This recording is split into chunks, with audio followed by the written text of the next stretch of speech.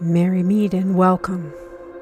Welcome to the realms of mysticism, the occult, and magic, where your possibilities are only limited by your imagination. Welcome to the Witch's Cauldron and discover the knowledge you seek. Gather round the cauldron and even stay for a spell. Brightest blessings to you. Merry meet and welcome to the Witch's Cauldron. My name's Paula. Today I want to go over some very special astrological things that are going to be happening on the winter solstice or Yule this year. And there is an event that is occurring that has not happened since the 1200s.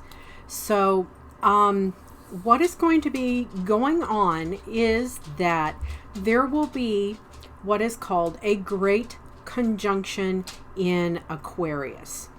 Okay, and a lot of people refer to this as the Christmas star. Okay, and what a conjunct is in astrology is when two planets appear to be like side by side or even like right next to each other or overlapping in the same area. Okay, so on the 21st, Jupiter and Saturn will be conjunct in Aquarius. Okay, now the actual conjunction of Jupiter and Saturn happens about every 20 years or so.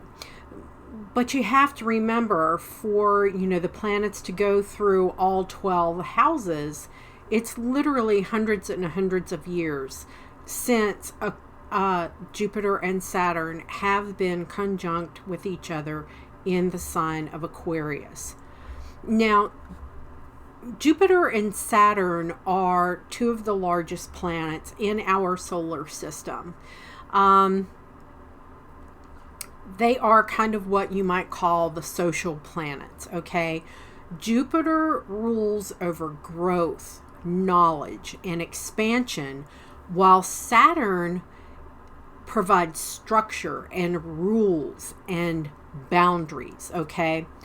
So when these two energies align, you can feel it on a personal level and as a collective, as society, okay? Now, when you take that alignment and you put it in the air sign of Aquarius, okay, generally energies are going to shift from where they've been in practical and security focused earth sign of Capricorn, okay, because Aquarius comes after Capricorn. And Jupiter and Saturn have spent the last year in Capricorn, okay? And they will move forward into the more like esoteric thinking side of things in Aquarius, into an air sign, okay?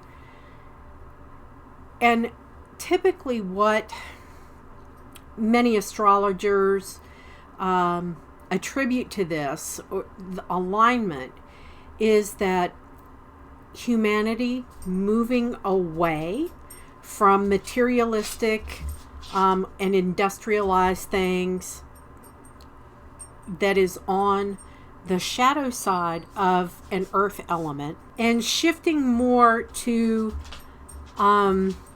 humanistic technological advances and inclusive focus. So we can see the influences of these alignments and these shifting through all of the chaos that has been 2020, okay?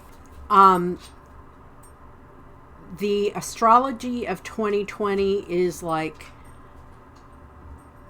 demolishing old, outdated structures, conventions, and then bringing forward new ways of thinking, okay? It's been more about intellectual growth, innovation, and building communities.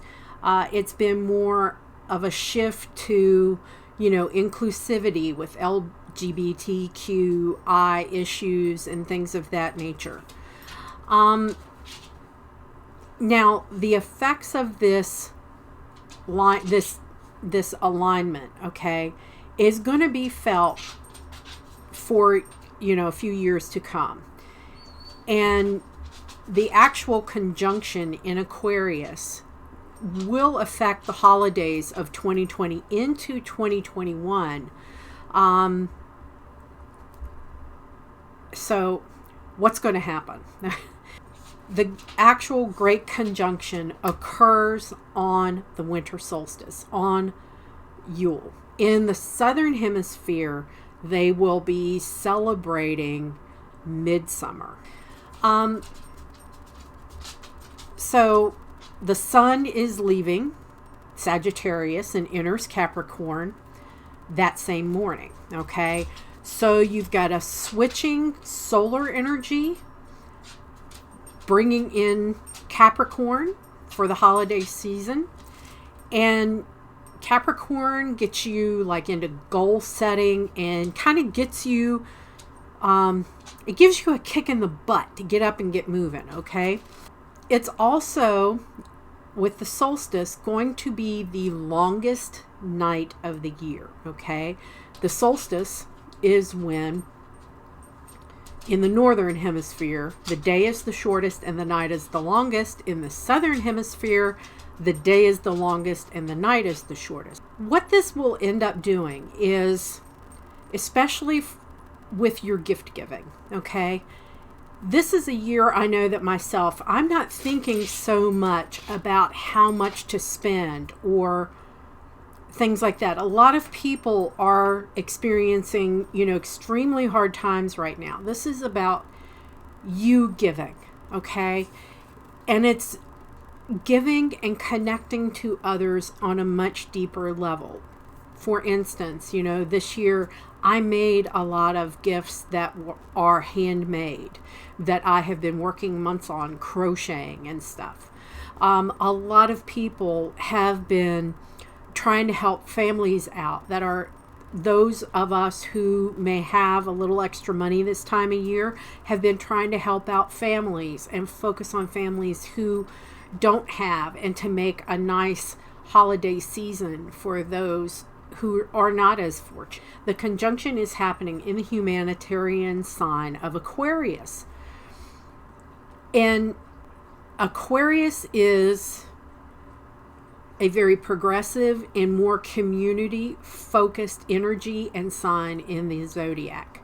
There is a focus on the well-being of the collective and making the world a better place, okay? There is a lot of stuff going on right now with, vaccines for COVID, people reaching out, things of that nature. Because of the pandemic, many of us have had to alter our holiday plans. We were especially frustrated during Sagittarius, okay? In the U.S., we were going through, Thanksgiving, and we couldn't have family, and this and that and the other, and then we're looking at a Christmas and Yule without. So it's frustrating. And the shift into Aquarius, you're going to want to kind of like let go and have a little bit of fun. And Aquarius is about the unconventional. It's about thinking outside the box. And it's encouraging us to think about the whole rather than the one, okay? It's going to help us all accept the fact that we're going to have to make some modifications this year in our celebrations to think about everyone's safety. It's not about your personal ability to fight off a virus. It's about herd immunity to the virus and, containing it and not having it spread. also, with Jupiter and Saturn spending the last, year or so in Capricorn, it was very materially focused, okay? So with the conjunction in Aquarius, there's going to be a shift more to unconventional thinking, being innovative, having a breath of fresh air, even, a focus on social justice and things of that nature. And it's not going to happen overnight, but it will set the stage. When I was a kid, there was a song called The Age of Aquarius, and it was by a group called the Fifth Dimension. And this is what it reminds me of, the dawning of the Age of Aquarius. And it helps you feel more hopeful about the future, okay? So, many of us have had to go to like an online, thinking out of the box and doing virtual, celebrations for the holidays and stuff like that. So expect that to kind of continue for a little while. And it's encouraging you to find new ways to think about things, okay? So when is the best time for you to do your Yule ritual, okay? The actual solstice itself in the Northern Hemisphere occurs December 21st, 2020. You will have to find, the exact time of the solstice. But, typically, if you celebrate it around, 8 p.m. on the evening of the solstice, that is the time to do your Yule ritual. For instance, the area where I am, the actual solstice occurs at 5:02 a.m. on December 21st. So you will have to check, when the solstice occurs in your time zone, okay? But typically, I do my solstice ritual about 8 p.m. on the day that the solstice occurs. If you go by, not by like traditional Gregorian calendar work, if you don't do it on the 21st, then you can also do it on the 27th or 28th, depending on how your look on astrology is. With that, those are some of the very important astrological influences that are going to be in play. So when you are planning your Yule ritual, think about those energies of, Yule is all about the rebirth of the god that died at Samhain, and think about how to incorporate that kind of energy in your Yule ritual. It's the death of a previous time and a dawning in a new age of an enlightened consciousness. Okay, think of it that way. So I hope you like this video. I hope it helps you out a little bit. Again, it depends on what country you're in, what time zone, etc., etc. I can leave a link in the description box for timeanddate.com, where you can look all this up for your time zone. So with that, my friends, merry we did meet, merry we will part until we merry meet again. Be well and walk in love and light, everybody. Bye.